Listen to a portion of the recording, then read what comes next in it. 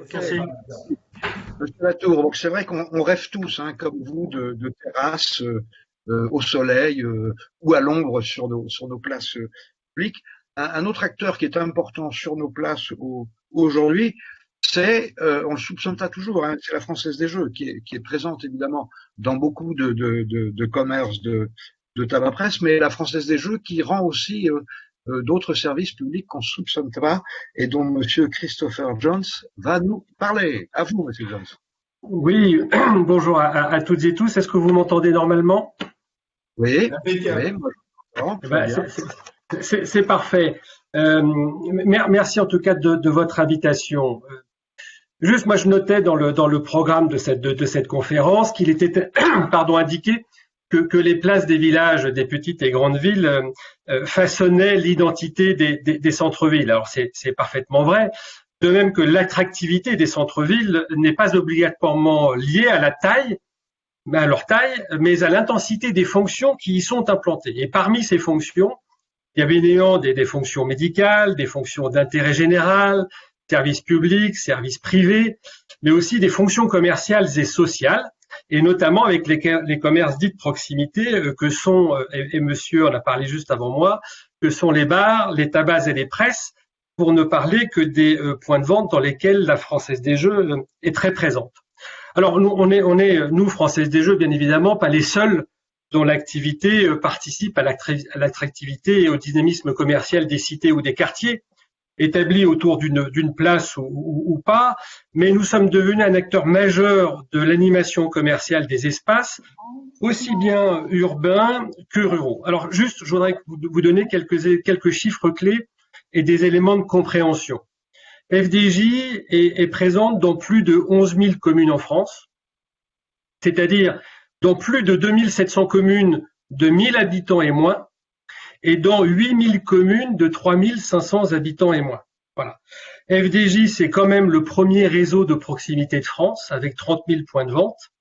Notre activité permet la création ou la pérennisation de 53 000 emplois, dont un quart de la filière des bars tabac presse porte de 80 000 salariés, selon le cabinet BIP, auquel nous demandons chaque année de mesurer notre impact économique et social. En 2019, la Française des Jeux a versé près de 900 millions d'euros de commissions à nos commerçants partenaires, qui, pour les trois quarts d'entre eux, estiment que la Française des Jeux est une activité importante en termes de revenus pour eux. L'activité jeu, et on ne soupçonne pas toujours, est souvent la deuxième activité d'un bar tabac presse, plus que la limonade ou les boissons, et pèse entre 25 et 40% de l'activité globale du commerce. Et puis, mon prédécesseur le soulignait aussi, l'aspect flux, drive to store est évidemment important, compte tenu de la puissance de la marque qu'est la Française des Jeux. Notre activité génère d'importants flux de clients. Nous-mêmes, nous activons ce que l'on appelle le drive to store, et il y a des études qui montrent que l'acte d'achat d'un jeu Française des Jeux en déclenche d'autres. C'est ce qu'on appelle les ventes liées. Et ces ventes liées sont éminemment précieuses pour l'équilibre économique du point de vente. Bon.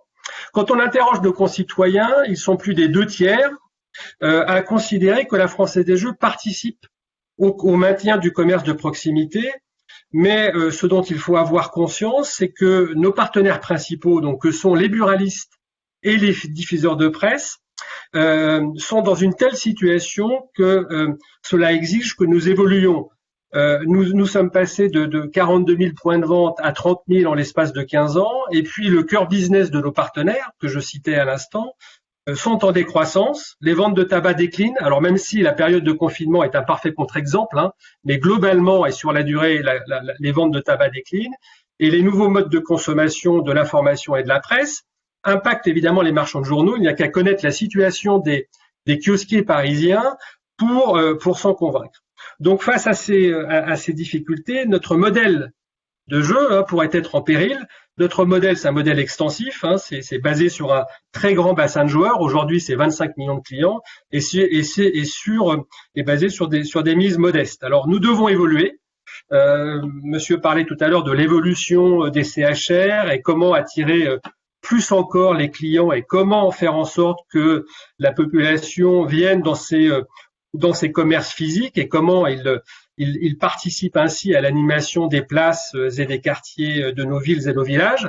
Donc nous devons évoluer, nous, à la fois dans l'offre et notamment dans l'offre de services, ce à quoi faisait allusion peut-être notre interlocuteur précédent. Et puis, nous devons évoluer aussi dans l'accompagnement des points de vente pour favoriser leur transformation, c'est absolument essentiel. Alors, sur l'évolution de l'offre de services, elle est déjà engagée et elle touche principalement à la numérisation des usages, notamment avec des applications qui permettent la réparation des prises de jeu sur smartphone. Mais c'est aussi des services d'encaissement en point de vente depuis le terminal de la Française des Jeux. Alors ça concerne le paiement de factures, ça concerne des recharges de comptes, ça concerne du transfert d'argent.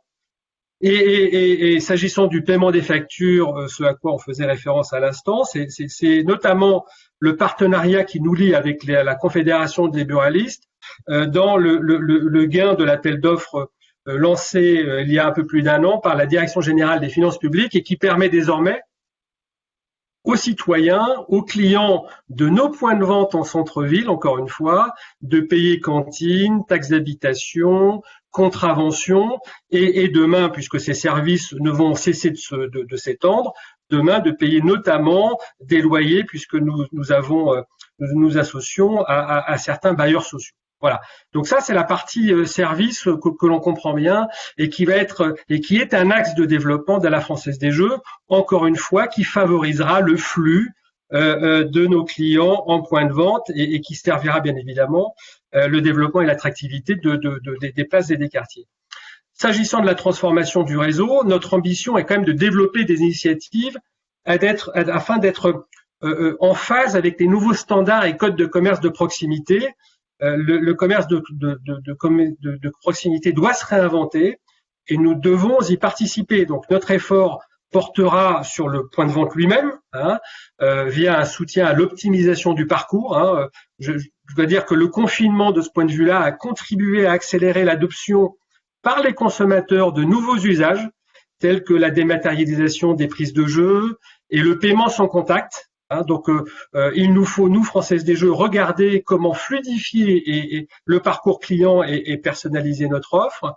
Et puis, notre effort portera également sur l'expérience joueur via des écrans interactifs, la digitalisation de l'affichage, une meilleure ergonomie de nos mobiliers et puis la formation de nos commerçants partenaires aux réseaux sociaux afin qu'ils puissent enrichir leurs relations clients.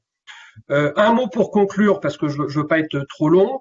On est tous persuadés que certains commerces de centre-ville et centre-bourg, pour nombre d'entre eux installés dans les places de nos villes et villages, doivent se réinventer, se moderniser, se transformer. Et en même temps, il n'a jamais été autant question que de les défendre, ces commerces dits de proximité, ou d'appeler à leur création, notamment dans les zones rurales.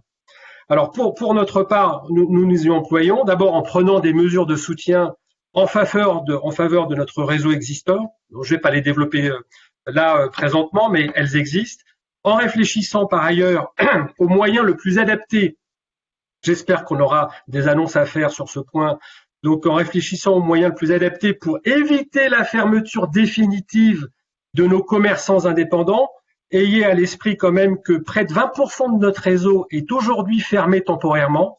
Et de quoi s'agit-il? Et je reviens à l'intervention de notre ami de France Boisson. Ce sont des bars secs, ce qu'on appelle des bars secs, c'est-à-dire qui ont seulement l'offre de boissons et qui offrent aussi, qui ont aussi les produits Françaises des Jeux en vente, mais qui sont strictement fermés depuis la période de confinement. Et nous avons peur, évidemment, que cette fermeture temporaire ne devienne définitive. Et enfin, nous y prenons part aussi en évaluant l'opportunité et la faisabilité de rejoindre certaines initiatives. Alors, en creux, dans l'intervention de Monsieur de France Boisson, il faisait référence peut-être à des initiatives comme celle, par exemple, du groupe SOS avec 1000 cafés, ou comme le réseau des bistrots de pays, ou les initiatives d'une start-upeuse de Lyon sur comptoir de campagne. En tout cas, nous regardons évidemment cela de très très près et de façon très positive. Et puis enfin, on regardera ce qui pourra sortir de l'étude que va mener le 16, le comité environnemental et social et environnemental sur la mutation du commerce de proximité et de l'artisanat qui a été commandé par le Premier ministre. Et cette mutation ne sera pas évidemment sans conséquences, on l'a tous deviné, sur le devenir de nos places, notamment. Voilà, s'agissant de l'intervention de la Française des Jeux. Merci de m'avoir écouté. Merci beaucoup, monsieur Jones. Je vous rappelle, parce qu'on va enchaîner maintenant sur les témoignages d'élus, je vous rappelle que vous pouvez poser vos questions sur le chat, donc à monsieur Latour, France Boisson, à monsieur Jones de la Française des Jeux, et on reprendra vos questions donc en conclusion de notre séance.